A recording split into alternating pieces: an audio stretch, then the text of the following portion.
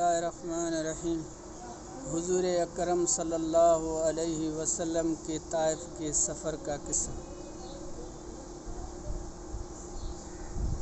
ए अल्लाह, तुझसे शिकायत करता हूँ मैं अपनी कमज़ोरी और बेकसी की और लोगों में ज़िल्लत और रुसवाई की। ए अर्रहमुर राहिमीन, तू ही ज़ोफ़ा का रब है और तू ही मेरा परवरदिगार है। तू मुझे किसके हवाले करता है? किसी अजनबी बेगाने के जो मुझे देखकर तुरशरूह होता है और मुँह चढ़ाता है, या कि किसी दुश्मन के जिसको तूने मुझ पर काबू दे दिया।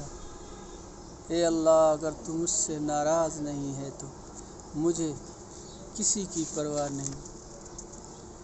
तेरी हिफाजत मुझे काफ़ी है। मैं तेरे चेहरे के उस नूर के तुफ़ैल जिससे तमाम अंधेरियां रोशन हो गई हो और जिससे दुनिया और आखिरत के सारे काम दुरुस्त हो जाते हैं, इस बात से पनाह मांगता हूँ कि मुझ पर तेरा गुस्सा हो या तू मुझसे नाराज़ हो। तेरी नाराज़गी का उस वक़्त तक दूर करना ज़रूरी है जब तक तू राज़ी न हो। न तेरे सिवा कोई ताकत है न कुव्वत।